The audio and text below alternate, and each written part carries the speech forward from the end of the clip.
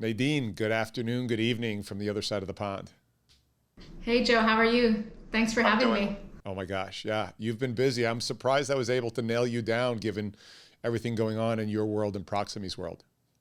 Well, I always ask who's busier, you or me. I think we're both equally busy, but it's just an exciting time to be in medtech and making a difference. So thanks for making time for us today. Yeah, so we're in the middle of October right now. Let's start out. Bring me up to speed on all of the activities with Proximie and yourself and the team.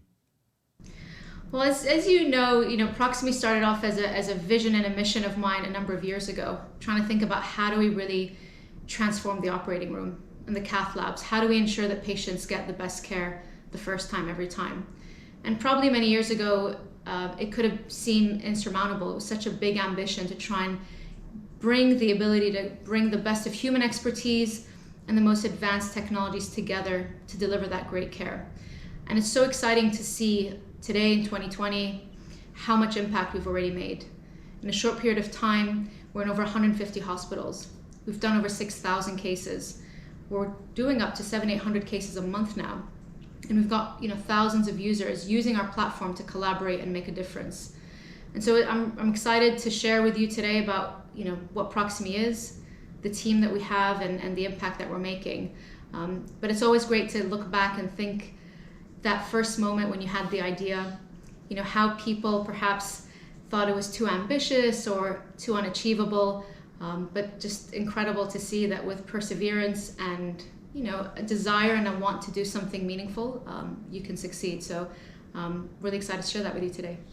And I want to step back because I think people have heard about who you are and what you've done. And I think it would be a really interesting baselining if you could share your story with our audience, and certainly as revealing as you could be, as intimate as you choose to be, not just where you are when you started Proximie, but even a little further back. Well, I guess it's important to start at the beginning, really. I trained as a plastics and reconstructive surgeon. I think at a very early age, I was very impacted by seeing people who were affected by trauma and injuries, and it was very personal. I felt like I really wanted to dedicate my life to making a difference. And I think when you think about healthcare and surgery, to some extent, a lot of people think about life-saving operations and performing those really big operations from that point of view. But I was really interested in life-changing operations. I was really thinking about how can I restore form and function for patients? How can I give them an opportunity to have a better chance at a better life? And so that became, from a very early age, I think I was about 14 when I decided that that's what I wanted to do. And so I was on a mission. And for those who know me, when I put my mind to something, that's it, I'm gonna do it. And so I was on a mission. I was gonna train to be that reconstructive surgeon, and I did. And I started off in California and then moved to London, and I've been here for 18 years working in the National Health Service. But I guess during that time, and you start to think about legacy and impact and what you leave behind in the world when you live. And I started to think about the work I was doing here, the work with overseas and global health. And I think I started to recognize a lot of the cracks in the surgical system, the challenges around variation. Why is it that patients have one experience in one hospital and perhaps a hospital just down the road? I mean, that doesn't have to be another country. And I started to look at the sheer number of people who don't have access to safe surgery. 5 billion people around the world don't have access to safe surgery. And I think 18.6 million people die because of that lack of access. And so at some point, you start to think about the impact you're making and is it enough? And I think I recognized that there was only so much I could scale myself to be in the places where I wanted to be, to learn, to help, to collaborate. And so I looked at technology. I mean, I was a gamer as a kid, so probably that had some influence. My dad was a computer engineer.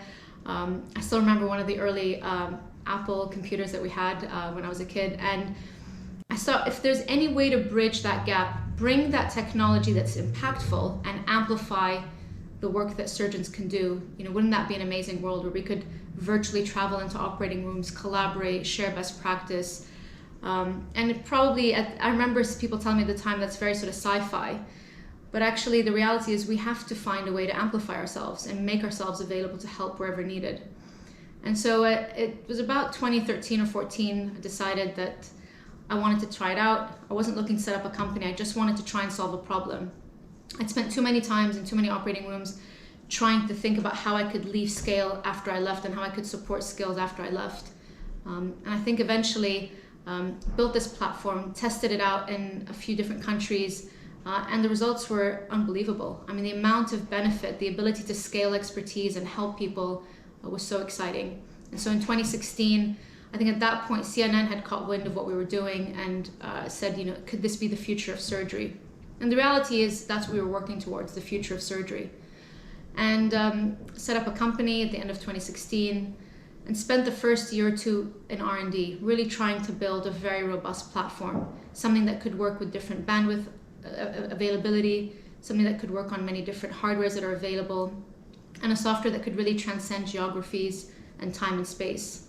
And we brought it to market and started to work with clinicians in 2019. And fast forward to 2020, we're a team of 55.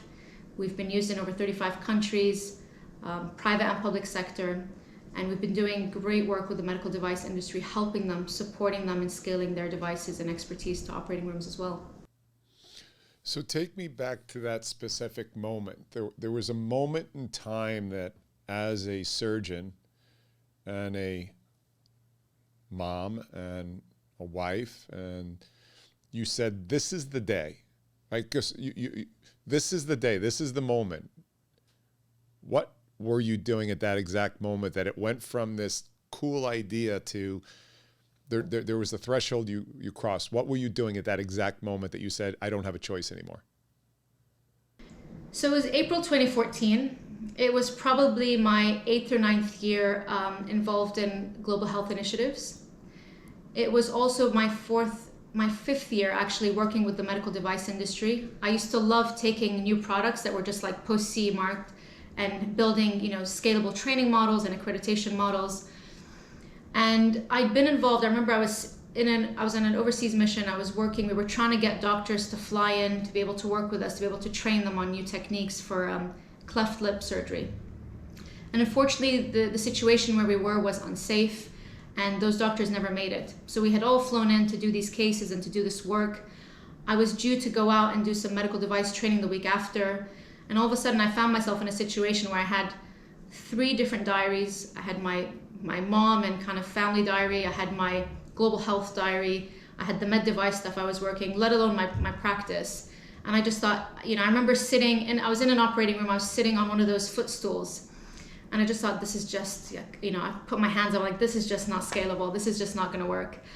And I remember going out for a coffee with a friend afterwards, and when you sit with that, that kind of cliche of the coffee table, literally that's what I did. I mean, we were sitting at a table and I'm mapping. I was like, we need to be able to virtually scrub in and dial in, and perhaps to some extent I was influenced by what was happening in the market. Google had come out with the Google Glass, and whilst that was exciting and interesting, I thought, but imagine if you could do that on a mobile phone or on a computer or a tablet. And that was really that kind of, that moment where the penny drops and like, I'm gonna try this out. But perhaps I needed a bit more convincing as well. And I wanted, as a clinician at the time, wanted more evidence. And so built that prototype. And then we put it in an operating room in Peru, in the town of Trujillo. It was a fantastic cleft surgeon, Dr. Soraya. And she'd been really struggling in the gaps when doctors weren't coming over to help her. She was struggling with her skills, and she needed to train more doctors. And cleft lip and palate, it's 1 in 1,000 kids are born with it, so it's quite common. And so we asked a doctor in California who was a craniofacial surgeon if he wouldn't mind for the year dialing in and helping Dr. Soraya using our MVP. And he did. And after a year, we went and filmed her, and it was just the most humbling, listening to her. She was incredible. She said, this has been so impactful for us. I trained 2 or 3 other doctors. I'm able to help more children. I'm doing less revision because I'm getting it right the first time. And this is how we believe we should be helping each other around the world. And I think at that point, it just became clear that, I had to do this at scale, and the rest is history. So Samson, Goliath, I've heard words, female CEO, first-time CEO. We look at what's gone on with InTouch, Livongo, Teladoc. We hear names like DeVivo, Fred Moll, Hawkins, with a Val that just raised $100 million. And here's this surgeon who comes along, first-time CEO, and look at what you've done. Are you taking on a lot, taking on this agenda, taking on this passion project? And what would you say to those people? I mean, I would say to them, this is really much more than just a business or a commercial entity. This is about real change, real impact. And the best people to do that are the people that have experienced it firsthand. I've spent thousands and thousands of hours in operating rooms.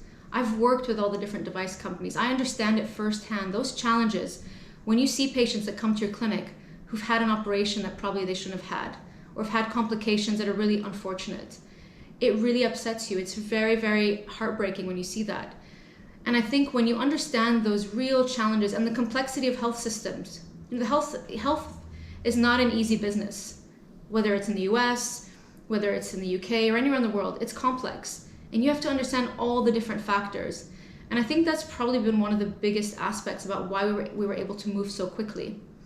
And I don't really care if people are sort of serial CEOs and have built many businesses. What I can tell you is myself and everyone at Proximie comes with 300% passion, enthusiasm, and a drive to make that difference. And I think it shows in our brand, it shows in the people who talk to us, who comment, who want to be on the journey with us. And finally, I would say this is not a journey for one person. This is a journey of collaboration. There's room for many people to be doing this and to collaborate on this as well. And we see the way we've built our platform and the way that we work with industry very much about that. It is imperative that all of us work to solve this. And to be able to hit that scale, 330 million operations every year, it's going to be about collaborating. It's going to be about working together, putting differences aside, and trying to make that big difference. Is this a communications play more than it is a medtech play? It's a great question. And I think, one thing I would say that is interesting in our approach is that we understand the end user. Back in 2013 and 2014, if I walked in to operating rooms or surgeons and said, oh yeah, we're going to digitize your operating room, we're going to bring all these data metrics and analytics, they would have probably told you they would have shown you the door. Because at that point, the fundamental challenge you have in healthcare is not necessarily the technology stack, it's behavior. It's how do you change that mindset? We've been doing things in surgery the same way for hundreds of years. And so what we knew is that we needed to come in with a meaningful, purposeful application to start with. Something to get us in the door, to get belief and faith in what we're doing. And so we started with the communication piece. But communication in general is very limiting, particularly in surgery, which is very much about movements and gestures and image and visualization. And so we built very quickly the ability to have the augmented reality features.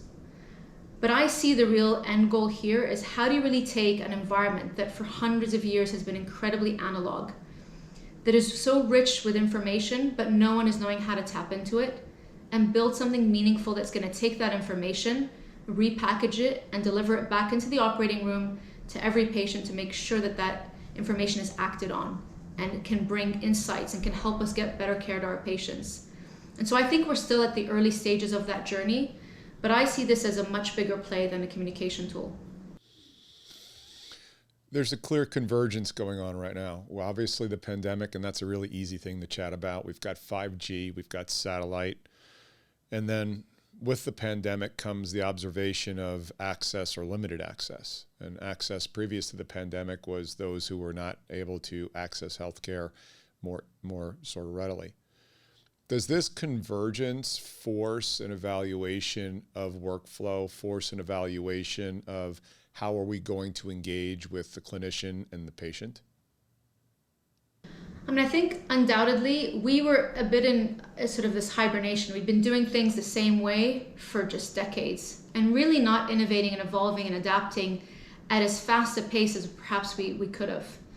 And I remember one of the things I did a few years ago is I was a commissioner on a big report here that was called The Future of Surgery. And we were trying to map out, what would surgery look like in the next 5, 10, and 15 years. And I was there screaming, we should be doing this now. Why are we saying we're going to do this in 5 years? We should be doing this stuff now. But ultimately, it's about the pace of change within a complex system. And I think what the pandemic did is it really accelerated 5 years, probably into 3 months. And it really got us to think about the important things and trying to adapt and be agile in a way that is very and purpose built, as opposed to saying, well, this is the system and we have to just work with it this way. Actually saying, well, what is the best thing that's going to get me the care that the patient needs? And what is the best way we're going to work together to deal with some of the complexities of this pandemic? And so it is, the silver lining, I would say, I mean, obviously COVID was really terrible and it's really hard to see so many people have suffered with it. But I would say it's definitely opened people's eyes to the potential and allowed us to realize that potential a lot sooner. I think that's, from that aspect, incredibly exciting.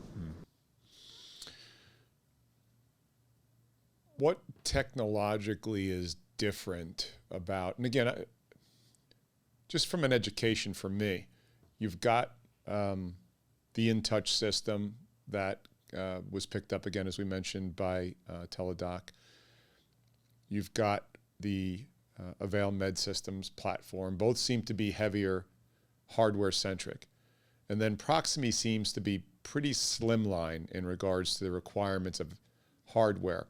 For those who may not be familiar, and after they watch this piece, they're going to go do their own homework, help me with an abbreviated version of what the difference is between the three, not necessarily competitive advantage, but what are the differences in that tele-support application?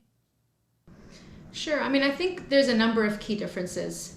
First of all, it's important to recognize that all these different groups are trying to transform healthcare and bring healthcare into the new arena. And I think that's exciting, and it's great that to some extent, I would say we're all supporting each other moving through this space. But what I would say is that we are quite different from multiple areas. Firstly, I would say just the basic answers around hardware. One of the things I recognized early on, I guess, being in an operating room for so long, is that it's already a tight space. There's already a lot of hardware in there. And so you really want to be making sure that any hardware you bring in is absolutely necessary. And the size and the footprint of that hardware is needed. Again, when you think about an operating room, different surgeons have different preferences for different tools. Some will be robotic surgeons, some will be laparoscopic, some will still be doing open surgery. Then you've got cath labs and other environments like microscopic surgery. I mean, I use a microscope. And so how do you think about a solution or a software that can plug into all those different devices and bring those insights from all those different devices? And so we decided very early on that we wanted it to be asset light, hardware agnostic, so that whether you were doing an open case, a closed case, robotics, you could use our software. And whether it was an inbuilt or standalone, that could be possible too. And I think that's where you start to think about interoperability and being able to leverage a certain software to amplify the benefit of other hardwares that already exist. And we also know that hospitals have spent quite a lot of money on the hardware infrastructure in their operating rooms already. And there's a lot of suites out there that are integrated with cameras and screens that we can leverage. The second thing I would say is the ability to use this solution that can deliver 4 high definition feeds on any device and low bandwidth. And I don't care what anyone tells me, I can tell you in the US and in the UK, in hospitals, you don't have great internet. And the bandwidth is not great. So whatever those tests show, I think when it comes to an operating room, you're challenged. And so trying to come in with something that has a high bandwidth requirement is not going to scale. And so by delivering this on low bandwidth, it meant that we democratized it, we made it accessible. The other thing, and this is feedback that we get constantly from our surgeons, is the latency. There's really no noticeable latency. And that comes across so clearly, and it is the first comment we get consistently. They're like, how, I mean, I just feel like I'm standing there. This is amazing. I've never tried any other system that gives us that ability. And I think beyond that as well, we need to think about, what the system is trying to offer. There's one element of a transaction of a moment in time, which is, I want to communicate with you, we're going to use this system. But there's another mindset about how do we bring and aggregate tools that are going to allow us to scale and amplify operating rooms. And so not only when we talk about the hardware and the infrastructure are we, exciting and are able to scale very quickly, but I think then the features become really interesting. So Proximie has communication to a T. We've got the augmented reality and visualization. I can bring in any scan, any image, any anatomical overlay in real time. And then finally, the data infrastructure. Every single interaction happening on our platform is tagged and stored in a library. That's a huge data set, a diverse data set, because we come in, from 35 different countries it's being used, and something that is meaningful when we think about digitizing the operating room. So I think those are just a few things I wanted to highlight, but and those are meaningful, I think, when you're thinking about scale and digitization. So we've chatted about the OR, the clinician. As you're sharing this with me, and I'm thinking about access, and I'm thinking about data, and I'm thinking about tagging things, I can't but help to go to portal for education, portal for students, portal for the 13-year-old young girl, Nadine, sitting somewhere in the world who doesn't have broadband watching this, or even the patient who's sitting on their couch right now thinking about having full knee replacement, and they can go maybe down a checklist of the doctors that might be available to virtually scrub in that maybe a world-class surgeon, but I live out in the middle of Iowa, but I've got a reasonably good surgeon there, but I can have guidance from Stefan Kreutzer in Houston sitting in guiding my surgeon. Is this bigger than the obvious? Absolutely, because ultimately what you're doing with a platform is you're crowdsourcing the world's expertise into one place. And that one place can be beneficial to the medical student, the young teenager who's interested in surgery, the patient who's due to have an operation, but also every single person interacting in healthcare. And I'll tell you a story about a patient, which I think you'll find interesting. So this was a 55-year-old patient, and she had unfortunately multiple complications after a couple of operations. And as a young patient, 55 is young, she was suffering. She had what we call an abdominal hernia. So every time she coughed or did anything, the whole thing just bulged, and it was just not a great quality of life. In and out of hospital with problems, and this was over a 3 to 4 year period. And within that period, she'd even been in intensive care a couple of times and almost died. And at some point, as a patient, you feel so helpless. You think, I don't know how I'm going to solve this. I can't live like this. I don't want to live like this. I'm young. I have my whole life ahead of me. And was reaching probably that kind of that point where you just think this is just not worth living. And so we tried to find, and they'd reached out to us and said, could Proximie bring a world expert in this particular operation and help the local doctor, who's fantastic but has not seen this case many times, to operate on me? And it was really interesting because we had never been approached by a patient saying, can Proximie help me? But we tried to facilitate, and we connected an expert doctor in London who does a lot of these, we call abdominal hernias, and they dialed into that case. And after 3 to 4 hours, the operation was a success. The patient was on the ward, and 4 or 5 days later, the patient went home and is now living her full life.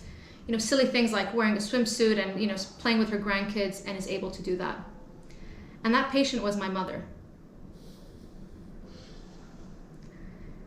So I think when we talk about access and choice and people wanting to choose who they have in their operating room and what opportunities are available to them from a surgical point of view, I think it's limitless. And I think we've only just scratched the surface of that possibility.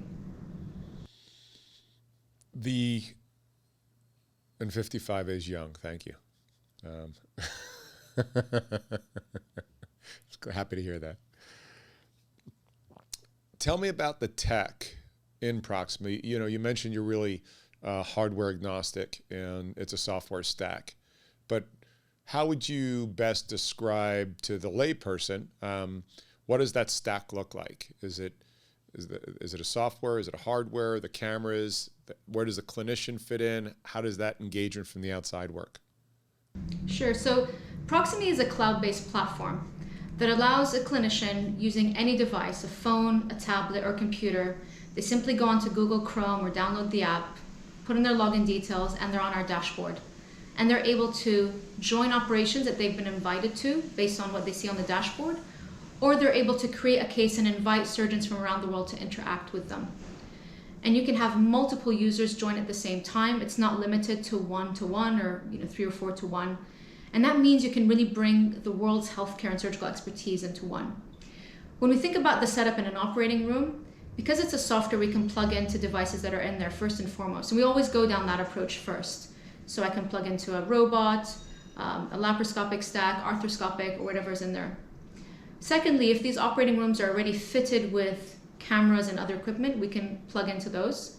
And if not, then we provide the hardware solution to make sure that we can deliver that, whatever cameras are needed to support that.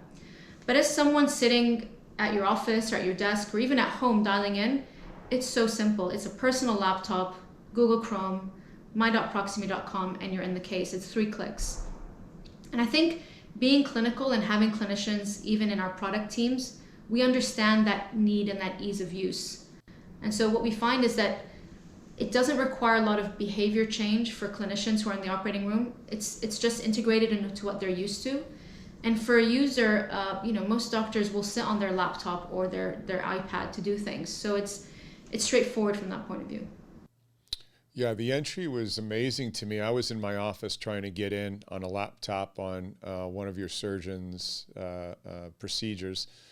And apparently there was some sort of firewall or some security aspect between the hospital. And then one of your support team texted me and said, get in through your iPhone. Actually it was security on my side. It wasn't security on your side. It was security on my side inside my organization.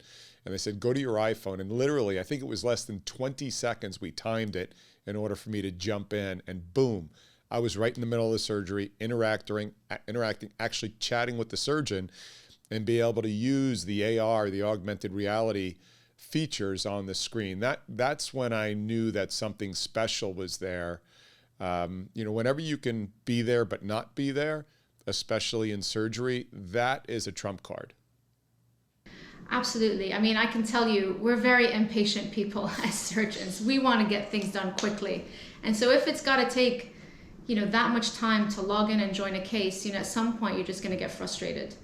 And so we needed to make sure that it was, 3 clicks and you're in, log in and you're in. And I think that is really a testament to the great team that we have who built the application according to our very stringent specifications. I would also say that the feedback we often get is, we couldn't believe how immersive it was despite the simple hardwares that we're using. It felt like we were standing right next to them. And what we hear from surgeons in the operating room, they say it's like having a tennis coach in the wings. You almost feel that they're there, they're with you, you feel supported, you feel safe. But at the same time, it's not intrusive, it's not obstructive. You don't want too many people in an operating room. And of course now with COVID, that's long gone. But it is absolutely that. And I think because of those combinations, they may seem like trivial things: latency, infrastructure, bandwidth, visualization, high quality definition. But actually those are the most important things. That's what makes sure that you have that seamless experience. Yeah, I think in aggregate, those are all compounding, super important to acknowledge. This is a hot market, Nadine. Let's shift over to business right now. This is a hot market. You've got a hot product. You've got a platform product. You've got something bigger than medtech. It's actually health tech and communications. We've got some, examples in the market, as mentioned. DeVivo got picked up in Touch, and then Avail just raised $100 million. And now we've got Proximie. I don't know if you want to share with our audience where you are from a funding perspective, what your intentions are over the next few months. But this is your opportunity to the hundreds of thousands of eyes that cover this. What would you like to share with them right now? I'd want to share that it's really important to think about 3 things. First of all, this is a hugely exciting commercial business whilst being amazingly impactful as well. So being able to bring both together is really an opportunity that, from our point of view, it's what drives us. I think it's important to say that there are about 165,000 operating rooms and cath labs around the world. So there's a big need and an opportunity for more than one player to be able to make that difference and that shift. But also I think what's going to make that success is agility and scale. How can you scale quickly? Proximie is going live in new countries every week, whether it's APAC, whether it's Europe, whether it's the US. The opportunity and the potential is limitless. And it really becomes a question of how quickly can I enable doctors and put this system in the operating room. And so definitely on our side, we've been scaling really quickly. We grew at least 8 times this year. The team has doubled, as you know. And so the footprint and the ability to scale is really big. And we're on track to be in thousands of operating rooms next year. And we're on track to hit our 10,000th case in the near future. So I would say that this is a really exciting opportunity for investors. I think having those big players like Joe and like Avail and others means that it's validating the space. And I think at the end of the day, we are the global leader. We are the only platform that is delivering our solution in operating rooms all around the world. We are fully HIPAA and GDPR compliant, and we have that ability to scale. And I think that makes what we're doing perhaps the most exciting. And we're very interested to talk to people, but we're definitely getting a lot of interest and a lot of people knocking on our door. So it's exciting. It's a great place to be. I do see that. I'm active in a lot of these different industry shows. I see you, MedTech Strategist is chasing you down. LSI was chasing you down. You're in Forbes. You've got the chance to become the voice, beside the CEO of an amazing company. It's interesting. You're almost a voice of the impact of telehealth in a surgical, educational, empowering center. How does that, and I'm giving that to you, you're not claiming that. Is that something you're going to be comfortable with? I mean, I'm really passionate about the thought leadership around it. And if you look back to even 2016, I mean, I knew when I walked into operating rooms back then and said, this is the idea, I'm going to virtually scrub in, people to some extent even would laugh you out the door. They're like, that's impossible. I need the rep standing right next to me. I'm not going to do this virtual stuff. But it was back in 2016, 2017 that I started to go out and speak about this. As a clinician myself, as a surgeon, I'm the best advocate because I've done it myself. I've experienced it. I've seen those challenges, and I started to go out and give many talks. And I had the pleasure of giving, a TED talk at TED Women, and looking at many channels and avenues to share the ideas and share the potential. And it's exciting to see that thought leadership has resonated. Of course, it's not all due to me. It's the industry and everything else. It's the great work that you guys are doing as well. But it's resonating, and people, the feedback we often get is that it resonates as well because it's something I've experienced firsthand. And so, I'd be I think excited about that continuation and continuing to put that thought leadership out there. I think being a surgeon and a female CEO, I think has also a lot of exciting opportunities to share and show others that it's possible. And we'll see where the future goes. What didn't I ask you this evening, your time, that we should have covered before I let you go and continue to, you're going to do a surgery tonight, Nadine?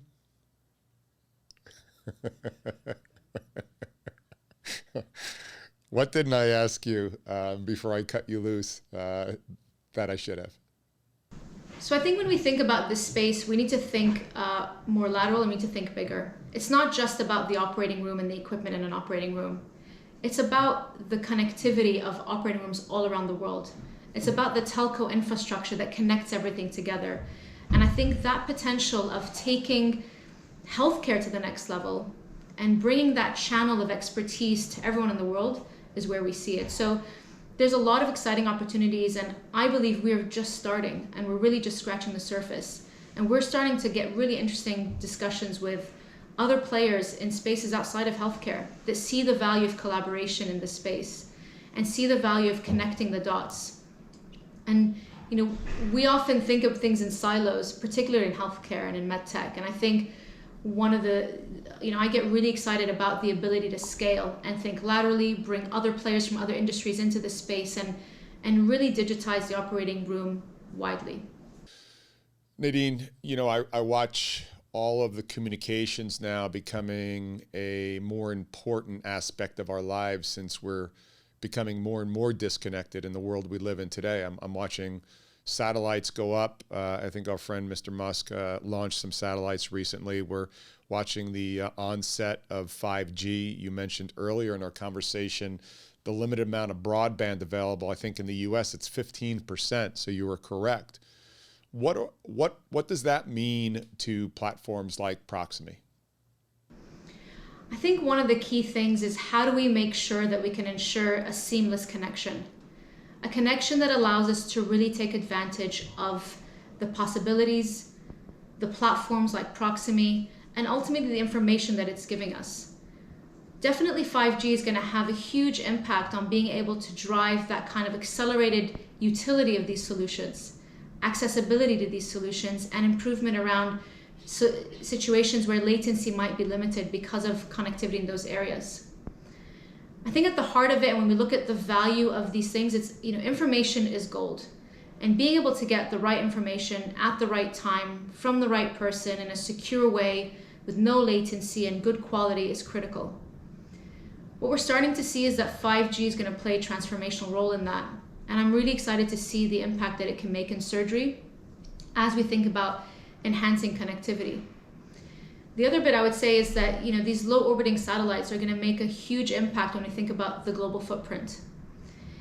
Never have you been in a situation, I think, where you've had all the right ingredients to try and solve some of these key challenges when you have an amazing platform, the connectivity tools, and the users at the end who are desperate for these solutions. And we have that today.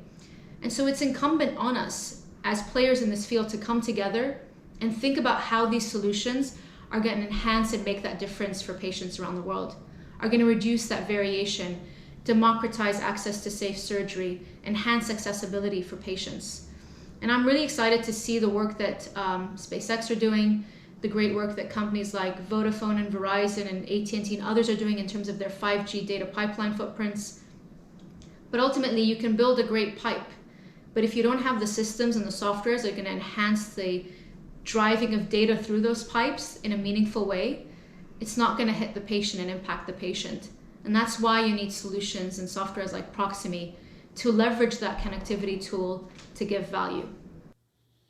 So we've seen our friend Mr. Musk step into medtech with his neuroplay, his implantable stem, and his low orbit satellites he now is quietly placing up there. Let's see if we can get you connected to him. That would be an interesting play.